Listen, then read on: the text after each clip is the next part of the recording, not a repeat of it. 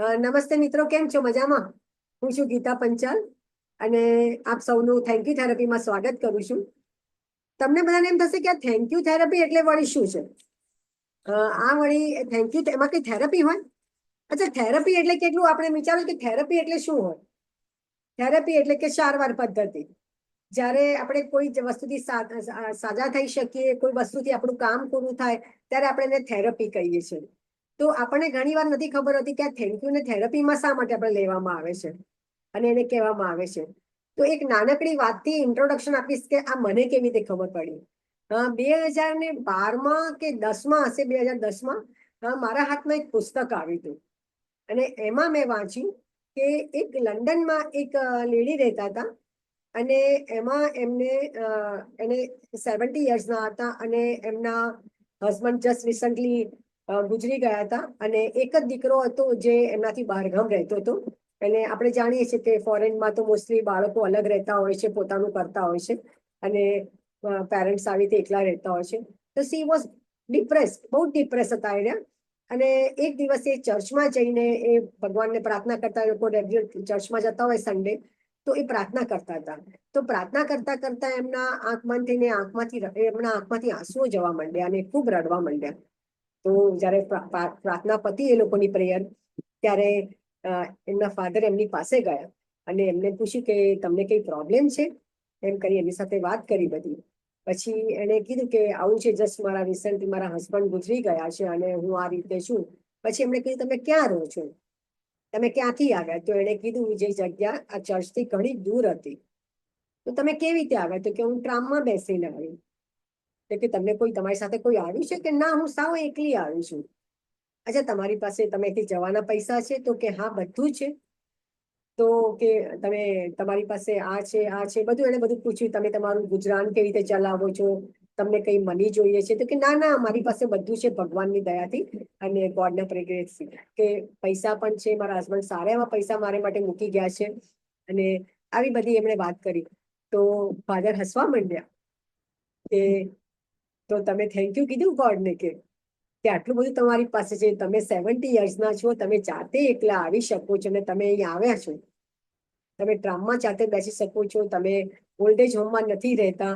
એને કીધું old age? તો કે ના ના, મારે શું કામ રહેવું પડે એમાં, પોતાનું ઘર બહુ સરસ છે ને હું મેન્ટેન કરું છું એને. તો આટલું બધું તમારી પાસે છે અને તમે દુઃખી છો? અને એકદમ જ એનું રડવાનું બંધ થઈ ગયું અને એને ખૂબ સારું લાગવા માંડ્યું, અંદરથી એકદમ ફીલ થવા માંડ્યું કે અરે વાહ, મારી પાસે તો આટલું બધું છે અને મારે ગોડને થેન્ક યુ કેવું છે. તેણે થેન્ક યુ કર્યું. પછી એમને હવે ખુશ થઈ ગયા અને પછી એમને ફાધરને કીધું કે ફાધર, મારે શું કરવું જોઈએ આગળ, તમે મને બતાવો કે મારી આ ડિપ્રેશન ને મારું આ બધું કેવી રીતે જાય. તો કે આજે રાત્રે તમે ઘરે જઈ ખાલી 5 જ થેન્ક યુ લખજો. તમારી આસપાસ જે પણ કઈ છે એના માટે તમે થેન્ક યુ અનુભવજો અને તમે એને લખજો. અને એને એવું કર્યું. બીજે દિવસે સવારે ઉઠી, સેટરડે હતું તો એને ત્યાં એક મેડ આવતી. આપણે ખબર હશે ઘણાને કે ત્યાં ફોરેનમાં ઘણા જે કામ નથી કરી શકતા એ લોકો મેડને બોલાવે છે, જે એફોર્ડેબલ હોય પૈસા એ લોકો બોલાવી શકે છે. તો એ મેડનો સામેથી કોલ આવ્યો કે આજે સેટરડે છે મેમ, હું આવું તમારે ત્યાં કામ કરવા? અત્યારે તમને જરૂર છે? દર વખતે તો એને કોલ કરી એની અપોઇન્ટમેન્ટ લેવી પડતી હતી, બધું હતું. આજે એને સામેથી કોલ કર્યો તો એને બહુ નવાઈ લાગી કે આ તો એને લખ્યું છે એવા શબ્દોમાં કે આ તો નાક ચડી સામેથી કેવી રીતે આવી ગયા છે. તો એને એવું લાગ્યું કે આ બધો થેન્ક યુ નો કમાલ છે કે મેં કાલે જે થેન્ક યુ કીધા, એવું એને મનોમન ક્યાંક વિશ્વાસ બેસી ગયો અને પછી એને પોતાનો વિશ્વાસને કન્ટિન્યુ કર્યો અને રોજ રાત્રે સવારે પ્રાર્થના કરે ત્યારે અને રાત્રે જ્યારે બેસે ત્યારે એને એક ડાયરી બનાવી દીધી અને ડેઈલી એ પોતાના 10 થેન્ક યુ લખવાના એને ચાલુ કર્યા. આજુબાજુ પોતાના વિશે, એના પાડોશી જોડે છે, એના સંબંધો ખરાબ હતા, એના દીકરા માટે, જેની બધા માટે એને રોજ અલગ અલગ એ લખવા માંડ્યા થેન્ક યુ. અને જયારે એને થેન્ક યુ લખવાના ચાલુ કર્યા અને એના જીવનમાં જે પરિવર્તન આવી ગયું અને એના પછી આખી એક બુક લખી છે એટ ધ એજ ઓફ 70 અને એ બહુ સારી ત્યાં બેસ્ટ સેલર તરીકે વેચાય છે. મને અત્યારે બુકનું નામ યાદ નથી, મેં લખેલું છે, હું તમને કહીશ કે આ બુક છે. અને એ બુક વાંચ્યા પછી મને પોતાને મારા લાઈફમાં ખૂબ ચેન્જ આવ્યું. અને મારું જયારે હું 2013 ને 14માં હું જયારે તેજસ્વીની પ્રોગ્રામ કરતી હતી મેં ખૂબ બધા તેજસ્વી પ્રોગ્રામ કર્યા આદર્શ અમદાવાદને લઈને. તો 7 દિવસ મારા શિબિર હોય તો 8મે દિવસે બધા કે મેમ હવે આવું કંઈક શીખવાડીને જાઓ કે અમને કોઈ દિવસ ભૂલાય નહીં. ત્યારે હું આ થેન્ક યુ થેરપીનો પ્રોગ્રામ કરતી અને લોકોને થેન્ક યુ થેરપી શું છે એના વિશે વાતો કરતી અને ઘણાના જીવનમાં એનાથી ફરક પડ્યો. આજે ઘણા ટાઈમે જયારે મેં ફરી પાછું આ બધું ચાલુ કર્યું ત્યારે મને એમ થયું કે હું ફરી આ વાતને લોકો જોડે કરું કે થેન્ક યુ થેરપી તમે શું છે. અચ્છા, થેરપી એટલે આપણે સમજીએ કે કોઈ મન અને તનને બંનેને સ્વસ્થ કરે એને થેન્ક યુ થેરપી કે સારવાર કરે. હવે આ થેરપી કેવી રીતે કામ કરે છે એવું તમે જયારે માનો ને, જયારે આપણે કોઈનો આભાર માનીએ છીએ ને ત્યારે શું થાય છે, કાં તો આપણી આંતરિક સારવાર અંદરથી શરૂ થઈ જાય છે. જયારે હું કોઈ પણ વ્યક્તિનો આભાર માનું ને ત્યારે મારી અંદર એક એવા વાઇબ્રેશન સ્ટાર્ટ થઈ જાય છે, ફ્રીક્વન્સી સ્ટાર્ટ થઈ જાય છે, જે મારા ન્યુરો એટલે કે મારા બ્રેઇનને એ અસર કરવા માંડે છે. જો જ્યારે કોઈ આપણા માણસ આપણા માટે કોઈ કામ કરે અને કામ કર્યા પછી આપણને સારું લાગે તો આપણે એને થેન્ક યુ કહીએ છીએ, આપણે ખુશ થઈ જઈએ કે હાશ મારું આ કામ પતી ગયું, આપણે રિલેક્સ થઈએ છીએ, આપણે આનંદિત થઈએ છીએ. અને કાં તો આપણને કોઈ મનગમતી ગિફ્ટ મળે છે કોઈના દ્વારા, કોઈ આપણને કંઈક આપી જાય છે એવું, ત્યારે પણ આપણે એકદમ ખુશ થઈ જઈએ છીએ, થેન્ક યુ યાર, મારે તો આ જોતું હતું ને મને તે આપ્યું. એટલે જ્યારે આપણી જોડે આપણે કોઈને થેન્ક યુ કહેવાનો આપણને મોકો મળે છે ત્યારે વિચારો આપણી જ્યારે ક્યારેક કંઈક સારું થાય છે માટે જ આપણે થેન્ક યુ કહીએ છીએ. બાકી આપણે કોઈને થેન્ક યુ કહેતા નથી. રોજિંદી વાતચીતમાં તો આપણે ક્યારેય કોઈને થેન્ક યુ નથી કહેતા કે થેન્ક યુ શેના માટે, એને શું એવું ગ્રેટ કર્યું છે. આજે તો બાળકો પણ મા બાપને કહે છે તમે શું ગ્રેટ કર્યું છે કે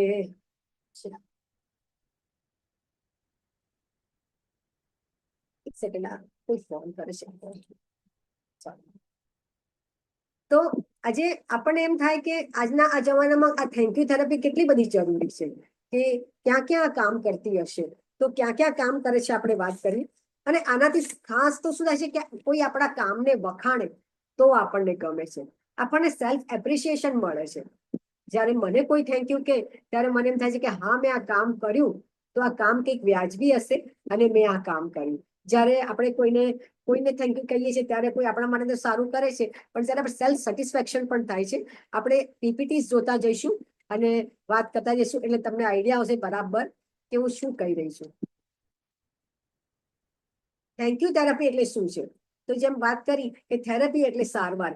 જ્યારે આપણે કોઈ પણ કામ કરીએ ત્યારે આપણને સારવાર કરવી હોય તો આપણે જે પણ થેરપી કરીએ, આ દુનિયામાં મેં વાત ઘણી વાર કરી છે કે આપણા બ્રહ્માંડ, આપણા શાસ્ત્રોમાં 100થી વધુ એવી થેરપી છે જે આપણને કોઈ પણ જાતનો બહારની દવા લીધા વગર આપણે સાજા થઈ શકીએ છીએ. જેમ કે આપણે એક્યુપ્રેશર, સુજોગ છે, સ્વિચ વર્ડ છે, ઘણા બધા મેં તમને કીધું લો ઓફ એટ્રેક્શન છે, એમ આપણે કદી એવી થેરપી છે એનાથી આપણે સ્વસ્થ અને તંદુરસ્ત થઈ શકીએ છીએ. તો હવે સેકન્ડ આવશે જીવનમાં આભાર શા માટે માનવો છે. બધાનું કામ કરતા જ હોય છે, આપણે એવું સમજીએ છીએ, તો આપણે આભાર કેમ માનવો છે. ત્યારે વિચાર કરો, આભાર છે ને આપણા મનમાંથી ભાર હટાવે છે. જ્યારે હું આભાર માનું છું ને ત્યારે કોઈ મારા માટે કંઈક કરે છે ને એનો ભાર હટે છે કે ના, મને એના માટે હું મારા માટે એને કામ કરું. હવે એના માટે એક નાનકડું દ્રષ્ટાંત આપીશ. જ્યારે ભગવાન શ્રી કૃષ્ણ અને અર્જુન જ્યારે મહાભારત યુદ્ધ પત્યું ને, આપણે બધા જાણીએ છીએ કે શ્રી કૃષ્ણ હતા એ અર્જુનના સ્વાર્થી બન્યા હતા અને યુદ્ધ પત્યા પછી ભગવાને અર્જુનને કીધું કે હવે તું ઉતરી જા નીચે અને પછી હું ઉતરું છું. જ્યારે સારથીનો નિયમ એવો હોય કે સારથી પહેલા નીચે ઉતરે અને ઘોડાને પકડે અને પછી એમાં જે રથ પર બિરાજનાર છે એ નીચે ઉતરે. આવો એક નિયમ છે. આપણે જોઈએ છે ઘણી વાર કે ડ્રાઈવર ઉતરી અને સેટનો દરવાજો ખુલે પછી સેટ બહાર આવે છે, ડ્રાઈવર પોતે બહાર નીકળે છે.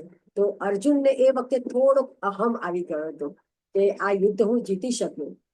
રિલેક્સ તો થયો, યુદ્ધ જીત્યો, પણ એ ભૂલી ગયો કે શ્રી કૃષ્ણની સાથે આજે ના હોત, એના ખ્યાલમાં જતું રહ્યું તો હું આ યુદ્ધ કેવી રીતે જીતી શકું.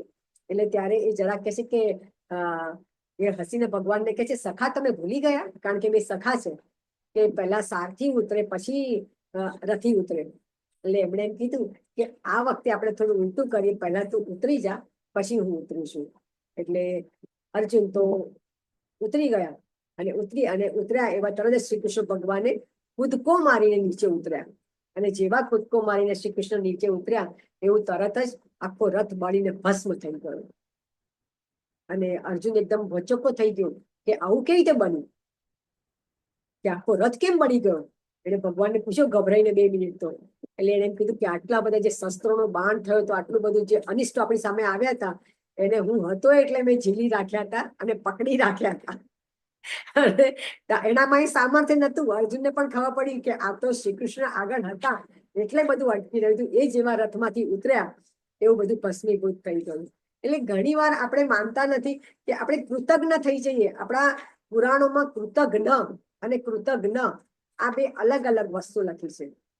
કૃતજ્ઞ એટલે ઘ અને ન ભેગા કરીએ ત્યારે જ્ઞ બને, કૃતજ્ઞ શબ્દ બને.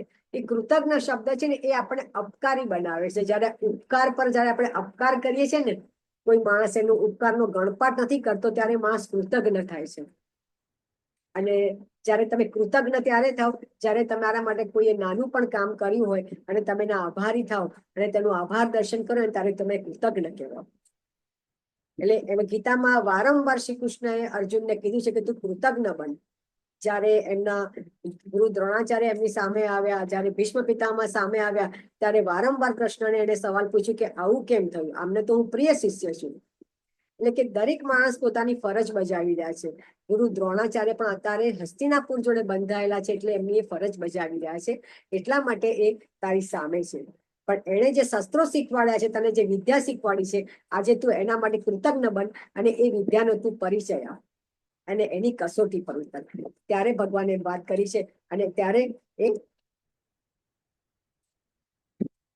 હવે થેન્ક યુ આપણે ભાઈ કે આ શીખવાથી તમને શું શું ફાયદો થાય. ઘણી વાર આપણે સવાલ લાગે કે થેન્ક યુ કહેવાથી શું ફાયદો થાય, કે હું આનું થેન્ક યુ લખું તો શું ફાયદો થાય.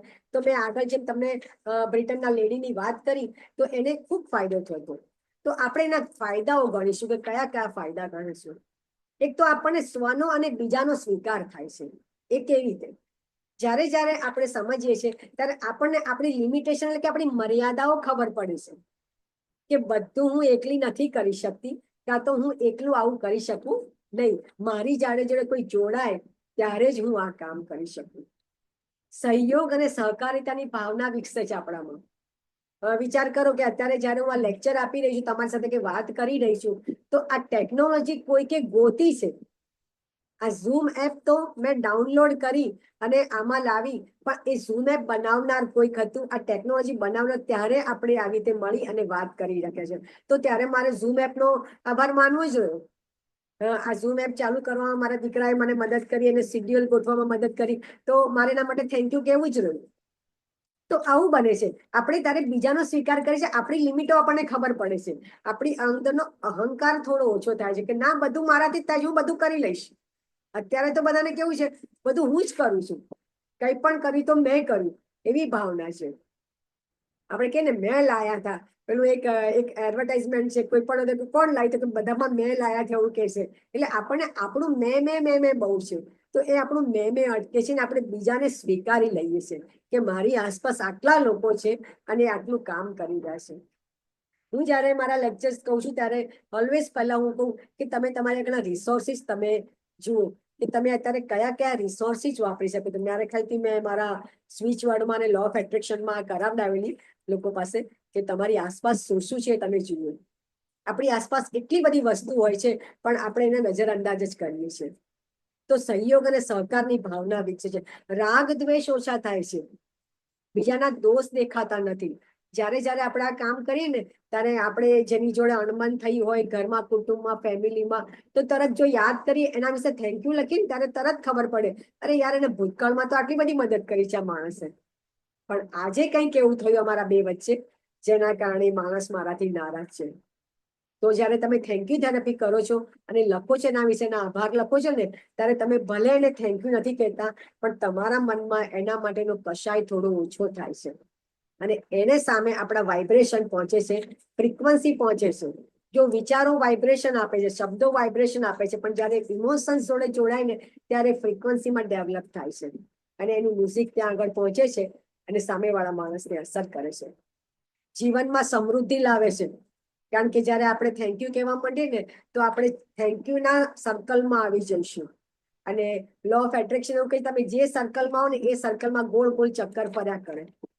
તો આપણે એ સર્કલમાં આવી જઈએ તો આપણને એટલા બધા લોકો આપણને થેન્ક યુ કહેવા માટે આપણી જોડે એવા લોકો બધા સામે આવશે કે જે આપણને દરેક માણસ આપણે એને થેન્ક યુ કહેવું પડશે. આપણને એટલા બધા મદદ કરતા લોકો આવશે. પોતાનામાં અને બીજાનામાં સદગુણ દેખાવા માંડે છે. જો મને મારા ગુણ ઘણી વાર નથી દેખાતા કે હું શું એવું કામ કરું છું. ઘણા લોકો પૂછે કે મારે કંઈક કરવું છે તો શું કરવું, તો હું કોઈ થેન્ક યુ લખવાનું ચાલુ કરો તો ખ્યાલ આવશે કે તમે કેટલા કામ કર્યા છે નાનપણથી અને તમે કેટલા કેપેબલ છો. તમને બાઇક ચલાવતા આવડે છે, એક્ટિવા ચલાવતા આવડે છે, તમને રસોઈ કરતા આવડે છે, તમને ડ્રોઈંગ કરતા આવડે છે, બાળકોને ભણાવતા આવડે છે. મારે ઘણી બહેનો જોડે વધારે કામ કરવાનું થાય છે. ત્યારે હું બધાને કહું છું કે તમે શું શું કરી શકે છે એનું લિસ્ટ બનાવો અને તમારી જાતને થેન્ક યુ કહો કે મારામાં આટલી બધી ખૂબીઓ છે. અને જોડે તમારી ખામી પણ લખો એટલે ખબર પડશે કે આટલી ખામી મારે સુધારવી છે. અને કદાચ ઘણી વાર આપણને અભિમાન આવે એમ થાય કે કોઈને મારે મદદ નથી માંગવી, પણ જો હું જામે બીજાના જયારે સદગુણ લખીશ ત્યારે થશે કે યાર આ તો આમાં બહુ માહિર છે આ માણસ અને આ તો ઘણું બધું કરી જશે. તો ત્યારે આપણે કહીશું કે ભાઈ આ તો બહુ આને કામ કરે છે તો આની પાસે મારે મદદ માંગવા જવું પડે તો આપણે જઈ શકીએ છીએ. આપણી જોડે આપણું જોડાણ થાય છે. હું 2 દિવસથી જોઉં છું કે મેં જયારે લખ્યું કે થેન્ક યુ આટલું, હે ગોડ તે મને આમ કર્યું આપે, તો બધાને કોઈને કઈ સૂજી બસ બધાને ભગવાનને થેન્ક યુ માનવાનું જ ખબર પડી. ભગવાનનો થેન્ક યુ તો માનવાનો છે, નો ડાઉટ, એમાં તો છે જ. આપણે એ તો 24 કલાક છે, પણ પોતે કેટલા જણે પોતાને જાતે થેન્ક યુ કીધું કે હું આટલું કરી શકું છું. એનાથી આપણો અહંકાર નહીં વધે પણ આપણો અહમ ભાવ વધશે, પોતાની જાત પરનો વિશ્વાસ વધશે. જ્યારે જ્યારે હું કહીશ કે મારામાં આટલી ખૂબીઓ છે, હું આટલા કામ કરી શકું છું, ત્યારે મને મારી ખાસિયતો ખબર પડે છે. અને કોઈ કામ કરવા માટે જયારે આપણે પહેલું પગલું ઉપાડીએ ને ત્યારે આપણે જ ઉપાડીએ છીએ. બીજા વાળા પાછળ આપણને ધક્કો મારે ને તો પણ આપણે સીધા બેસી જઈએ છીએ. જોજો કોઈ કહેશે ને કે જતા જાને હું પાછળ છું એમ કઈ ધક્કો મારે ને તોય આપણે કઈ ના મારાથી નહીં થાય, આપણે ડબલ જોશથી પાછળ જઈએ છીએ. પણ જયારે આપણે પોતાનું પગલું પહેલું ઉપાડીએ છીએ ને ત્યારે જ આપણો બીજો પગ ઉપડે છે. આ એક આપણા શરીરની, આપણા બ્રેઇનની ખાસિયત છે. લેક્ચર પતે ને પછી જરા જજો, કોઈ તમને પાછળ આવીને ધક્કો મારીને કહેશે ને કે પ્રેક્ટિસ કરજો, જોજો એકવાર ઘરના કહીને કોઈને કે જરા મને ધક્કો માર ને આગળ ધકેલવા માટે, તો તમે બમણા જોશથી પાછા જશો. કેમ ધક્કો મારે છે, કાં તો નથી જવું મારે આગળ, યાર તું મને રવા દે. અને પછી તમને એમ થશે ને કે ના મારે આગળ જવું છે. તમે તમારો પહેલો પગ ઉપાડશો તો તમે બીજો પગ ઉપાડી શકશો. તો પોતાના સદગુણ જોવા માટેની આ પહેલી રીત છે, જે શરૂઆત છે કે મારી અંદર કેટલું છે. જેમ જેમ આપણે મોબાઈલ વાપરીએ છીએ, અત્યારે મોબાઈલનો સૌથી ઈઝી એક્ઝામ્પલ છે કે મારા મોબાઈલમાં બધી જ વસ્તુ છે, હું એને વાપરતા શીખું ત્યારે મને બધી કામની છે, બાકી કોઈ પણ એપ નકામી છે. અને જયારે આપણે વાપરતા શીખી જઈએ છીએ ત્યારે આપણને ખૂબ આનંદ થાય છે કે હું આટલું આટલું કરી શકું છું. તો પોતાની સાથે જોડાણ થાય છે અને પોતાના માટે શુભ કાર્ય કરવાની શરૂઆત કરીએ છીએ. આપણે આપણી જાતને થેન્ક યુ કહેવું જોઈએ. હું મારા ગ્રુપમાં જયારે અમે કામ કરતા તેજસ્વીની માં ને બધામાં, ત્યારે હું બહેનોને બધાને કહું કે બધાને ગિફ્ટ આપો. હું પહેલા પોતાની જાતને એક સરસ મજાની ગિફ્ટ આપો. જયારે પોતાને કઈ જોઈએ ને તો ત્યારે પોતાની જાત પાસે માંગો, બીજા પાસે માંગ્યા કરતા. ત્યારે તમને ખૂબ મજા આવશે. આપણે જાતે કઈ વસ્તુ કરીએ ને તો આપણને બહુ મજા આવે છે. તો આ કરજો. આભાર દર્શન, સૌથી પહેલા જીવનમાં તમે શું ઈચ્છો છો તે શાંતિથી બેસીને વિચારો અને સમજો. મોટે ભાગે આપણે જીવનમાં શું જોઈએ છે ને એ ક્યારે આપણને ખબર જ નથી હોતી. તો એ વિચારજો કે મારે શું જોઈએ છે અને એનું એક લિસ્ટ બનાવો કે મારે આટલું આટલું આટલું આ જોઈએ છે મારે. અને એમાંથી 3 કોઈ પણ ચૂઝ કરો કે આમાંથી 3 મને ખાસ જોઈએ છે અને એના માટે મારે શું કરવું પડે. જો આ 3 વિચાર તમારી જાતને આવી ગયા અને તમે સમજી ગયા તો તમારે તમારી જાતને થેન્ક યુ લખવાનું છે કે હાશ, મને ખબર તો પડી કે મારો ગોલ શું છે, મારે શું કરવું છે જીવનમાં. તો એના માટે તમે તમારી જાતને થેન્ક યુ કહી શકશો. જ્યારે જ્યારે તમને થેન્ક યુ કહેવાનું મન તમારી જાતે થાય ત્યારે તમારી અંદરની કેપેસિટીને જરા કંટ્રોલ દેવી. તમને કેટલી રસોઈ બનાવતા આવડે છે, કેટલી આઈટમ બનાવતા આવડે છે, એ પણ લખી લેવું કે મને આટલું આવડે છે કરતા યાર. તો તમને ખૂબ મજા આવશે. એક અંદરથી કોન્ફિડન્સ આપણો ડેવલપ થાય છે. સેકન્ડ, તમારા જીવનમાં આશીર્વાદ સ્વરૂપ શું છે ને એ વિચારજો. તમે શેના માટે આભારી છો? આપણા જીવનમાં એટલું બધું ઘણું બધું આશીર્વાદ રૂપ હોય છે જેના પર આપણી કોઈ દિવસ નજર જ નથી પડતી. એનું આગળ આવીશ કે શું શું આશીર્વાદ રૂપ છે એની વાત કરીશું. મેં બધાને કીધેલું કે તમારા જીવનમાં બનેલી 10 સારી વાતોનું લિસ્ટ બનાવો. કોઈએ નહીં લખી. મને લાગે છે કોઈના જીવનમાં 10 સારી વાત બની જ નથી. કોઈ રિપ્લાય આપશે મને? આળસ. નહીં લખવાનું કારણ આળસ. તો આ આપણી સૌથી મોટો દુશ્મન છે, આપણી આળસ. તો આ આળસ દૂર થશે તમારું. તમે થેન્ક યુ લખવાનું ચાલુ કરશો રોજ, એટલે તમારી આળસ તમને દૂર કરશે. હું ઘણી વાર કહું છું, હું વારંવાર કહું છું, હું દરેકને કહું છું કે છેલ્લા હું જ્યારથી હું લખતા શીખી, મારા ખ્યાલથી એઝ અ 10 વર્ષની હોઈશ ત્યારથી હું રામ નામ લખું છું. ના, આઈ એમ 63. હું 63 વર્ષની ઉંમર છે મારી, અને હું કન્ટિન્યુઅસ મેં રામ નામ લખ્યું છે. રોજ રાત્રે રામ નામનું એક પેજ લખીને જ સુઈ જવાનું, અને છેલ્લે ના હોય તો 5 વાર પણ રામ નામ લખી બુકમાં અને સુઈ જવાનું. એટલે સતત કરવું પડતું એક કામ છે, જેમાં આપણે રોજ શ્વાસ લઈએ છીએ. શ્વાસ લીધા વગર આપણે જીવી નથી શકતા. રોજ ખાઈએ છીએ, બધું કરીએ છીએ, એના વગર આપણે જીવી નથી શકતા. પણ આપણે આપણી જીવનમાં કંઈક સારું બને છે લખવાની આપણને આળસ આવી ગઈ છે. અત્યારે ટેક્સ પણ નથી કરતા ને, ક્યાં બધા ઇમોજી મૂકી દઈએ છીએ. એટલા બધા આપણે આળસુ થઈ ગયા છે. એટલે એનું અસર શું થાય છે કે આજે અલ્ઝાઇમર અને પાર્કિન્સન્સ જેવા રોગો મોટી ઉંમરે લોકોને થવા માંડ્યા. એનું સૌથી મોટું કારણ આ છે કે આપણે આપણી વાતોને લખતા નથી. આપણે આપણી સંવેદના, આપણી લાગણીઓને આપણે એક્સપ્રેસ નથી કરતા. કોઈએ બતાવેલી રીતે આપણે એક્સપ્રેસ કરીએ છીએ, ત્યારે આ તકલીફ થવા માંડી છે. મને મારી ભાવના કહેવી જોઈએ. હવે આપણે ગુસ્સો પણ નથી કરતા, સમજી ગયા છે, એટલે કે ક્રોધ નહીં કરવાનો, પણ આપણી ભાવના તો આપણે એક્સપ્રેસ કરવી જોઈએ. કોઈ વસ્તુ નથી ગમતી તો નો ડાઉટ કહી દઉં ક્યારેક, તો સામેવાળો માણસ પણ ક્લિયર થઈ જશે કે ના, આ નથી ગમતું. પણ મનમાંથી દબાયેલા રહી અને નથી કેવું કોઈને, તો લખી કાઢો. તમે જુઓ એટલા બધા હળવા ફૂલ થઈ જશો. જ્યારે તમે લખી કાઢો છો ને, ત્યારે તમે બહાર નીકળી જાઓ છો એ ઘટનામાંથી. ઘણા બધા પેલું જબ વી મેટ પિક્ચર જોયું હશે. ના જોયું હોય તો જોઈ લેજો. કરીના કપૂર ને શાહિદ કપૂરનો. હું પિક્ચરની પણ શોખીન છું. તો એને કહે છે કે ડિપ્રેસ છે તો શાહિદ કપૂર, અને કહે છે કે તું આ લખી લે, ગાળ બોલી દે, લખી દે, અને પછી ફાડી કાઢ, હવે તને સારું લાગશે. અને એકચ્યુઅલમાં એને સારું લાગે છે. આ થેરાપી છે. જ્યારે આપણે કોઈને કઈ લખી દઈએ છીએ આપણા મનમાં, જે ખરાબ કે સારા વિચારો રાખી મૂકવા અને ખરાબ વિચારો ફાડી કાઢવા, એનો નિકાલ કરવો. એ લખીને તરત એને એકવાર વાંચી જવું, એટલે પછી તરત જ થશે કે હા, આ બધું તો યાર ખોટું લખ્યું, આ ક્યાં લખવાની જરૂર હતી. અચ્છા, આપણી મીટિંગમાં 10 મિનિટમાં એન્ડ કરવાનું કે છે, ફરી પાછા આપણે જોઈન થઈશું, ચિંતા નહીં કરતા. તમારા જીવનમાં બનેલી 10 સારી વાતોનું લિસ્ટ બનાવો. આજે જ બનાવજો, આ કામ કરજો. મેં હમણાં જ લખેલું આમાં ગ્રુપમાં કે આચાર્ય પાદમા દત્તે પાદમ સ્વમેધયા, પાદમ સબ્રહ્મચારિણી અને પાદમ કાલ કરાયું. જ્યારે ભાગનું જ્ઞાન જ આપણે લઈએ છીએ, જ્યારે ટીચર શીખવાડતા હોય ને ત્યારે આપણને એટલું જ આવડે છે, બધું નથી આવડતું. પછી ઘરે જઈને હોમવર્ક કરીએ ત્યારે ખબર પડે છે. અને નથી આવડતું તો કોઈ ફ્રેન્ડને પૂછીએ છીએ કે આનું આન્સર શું આવતો હતો, અને એ 5 ને 5 10 આવડી જાય. તો પછી જયારે બાર મમ્મી 10 રૂપિયાની નોટ આપીને આપણને મોકલે ને કે આમાંથી 5 રૂપિયાની વસ્તુ તું લાવજે ને 5 રૂપિયા પાછા લાવજે, એ જયારે લાવો ત્યારે તમને બરાબર આવડે કે 5 ને 5 10 થયા. ત્યાં સુધી તમને 5 ને 5 10 આવડતા નથી. તો આ રીતે જયારે આપણે કોઈ પણ વસ્તુ અનુભવમાં લઈએ, એનું કામ કરીએ ને, ત્યારે જ આપણા માટે એ કામ થાય છે. તમે શા માટે આભારી છે તો જાણો, લખો, વાંચો, અને મનમાં કે મોઢેથી 3 વાર થેન્ક યુ બોલો. આ એની ટેકનિક છે. આપણે પહેલા જાણવું પડશે કે હું શેના માટે આ માણસને, વ્યક્તિને આભારી છું, કે આ વસ્તુને આભારી છું, અને પછી લખો અને વાંચો, અને મનમાં કે મોઢેથી પણ થેન્ક યુ બોલો.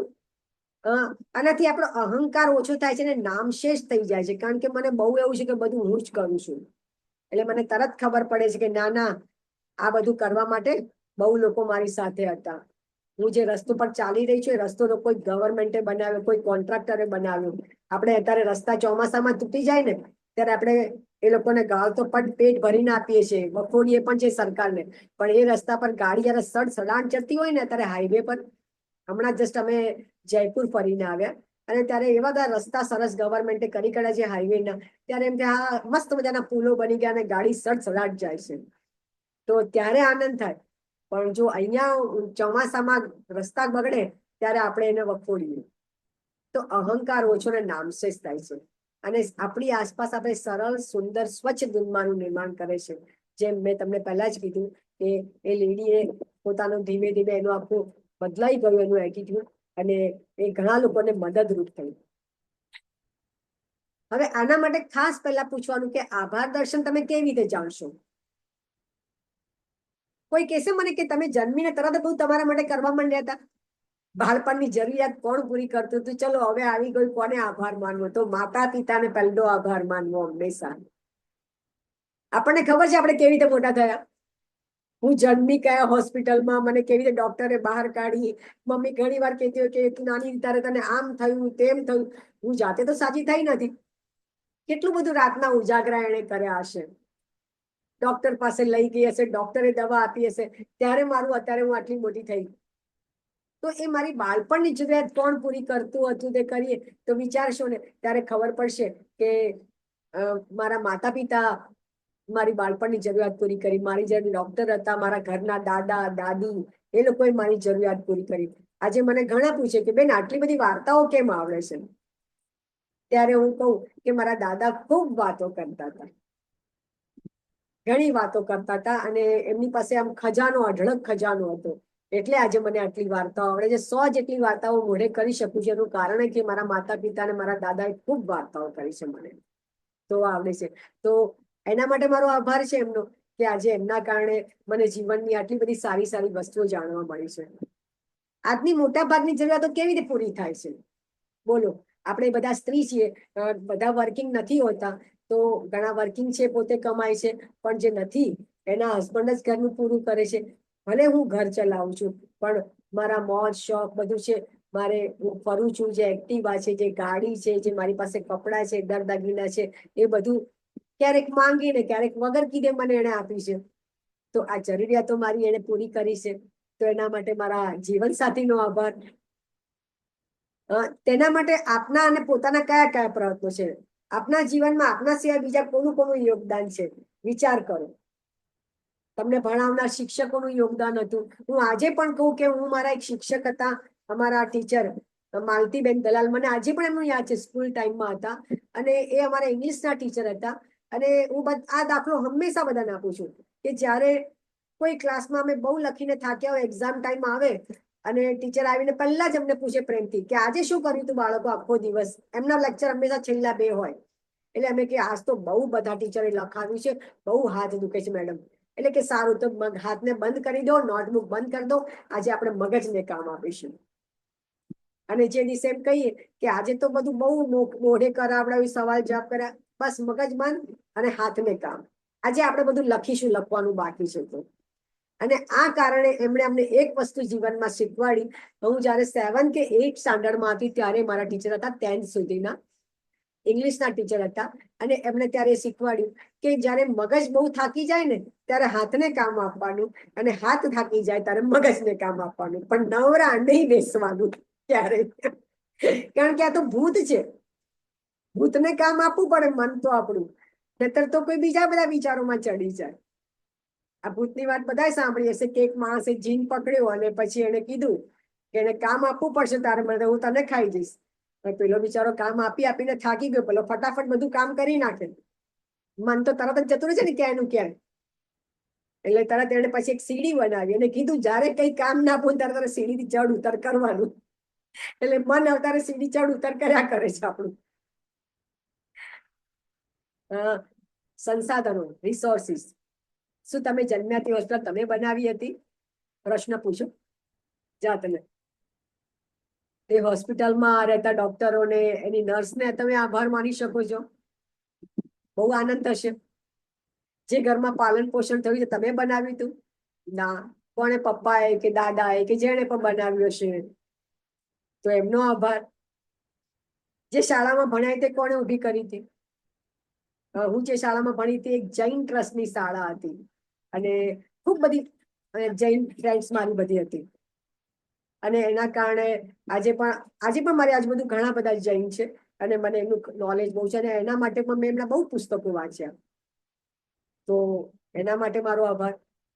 જે અનાજ તમારા ભોજનમાં લો છે તે કોણે વાવ્યું બોલો? આપણે તો કઈ વાવતા નથી તો પણ આપણે એના માટે કોઈ આભાર માને? કયો બિચારો ખેડૂત કેટલું કામ કરતો હશે, શું કરતો હશે, તો ભાવ વધારાનો કોઈ ભાવ જ નહીં કરીએ આપણે. જે કામ ધંધો કરો છો તેની શરૂઆત કોણે કરી? જો કોઈ પુરુષ છે, કોઈ સ્ત્રી છે, કોઈએ કર્યું, બિઝનેસ કર્યો, તો એ ક્યાંક કોકે શરૂઆત કરીએ છે ને. જેમ અમારા પપ્પા કબાટ તિજોરી બનાવતા, ક્યાંક કોઈ કે કબાટ તિજોરી બનાવવાની લોખંડની એવી શરૂઆત કરી છે ત્યારે એ કામ કરતા હશે ને. એમને એમ તો નહીં થયું હોય કામ, કઈ કોકે શોધખોળ કરી હશે. જે માર્ગ પર તમે ચાલો છે તે રાહ કોણે બનાવી? જુઓ કેટલા બધા આભાર માનવાને આવી ગયા ને. તમને લાગતું હશે, થાક લાગતો હશે કે આ કેટલા આભાર યાર માનવાના, પણ રોજ 10 તક કોઈના કોઈના માનવા પડશે ને.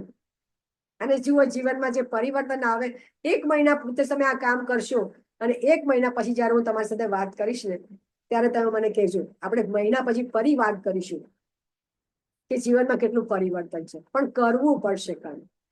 જેમ આપણે વેઇટ લોસ કરવું હોય ને તો 1 મહિનો બરાબર ડાયટ કરવું પડે છે, એક્સરસાઇઝ કરવી પડે છે, તો વેઇટ લોસ થાય છે, બાકી થતું નથી વેઇટ લોસ. હમણાં અમે કલર થેરેપીમાં હતા, શીખેલી છું અને એ ગ્રુપમાં છું. તો એક બેને પૂછ્યું કે હું 2 મહિનાથી રોજ આ કલર કરું છું પણ મારું વેઇટ લોસ થતું નથી. એ ક્યાંથી થાય બેન? ખાવા પીવાનું એ હોય છે, લાઈફસ્ટાઈલ એ છે, કોઈ એક્સરસાઇઝ નથી. ખાલી કલર કરવાથી કેવી રીતે થશે? એ કલર તમને કહે છે કે કલર કર્યા પછી તમે આટલું આટલું કરો તો બદલાશે. છેલ્લે આજે તમે જે કંઈ પ્રાપ્ત કર્યું છે, જેનો ઉપયોગ તે બધું શું તમે બનાવ્યું છે? Just think about it. હજી તો સમજાય છે કે નથી સમજાતો કોનો આભાર માનવો અને કોનો ના માનવો? જવાબ શોધવા ક્યાં જઈશું? પોતાની જાત આગળ જઈશું. 1 મિનિટ બાકી છે અને આપણે આ બંધ થશે તો આપણે હું અહીંયા સ્ટોપ કરું છું 1 મિનિટ અને આપણે ફરી એને જોઈન થઈશું. બરાબર છે? આ મીટિંગને એન્ડ થઈ જશે અને ફરી આપણે એમાં જોઈન થઈ જઈશું.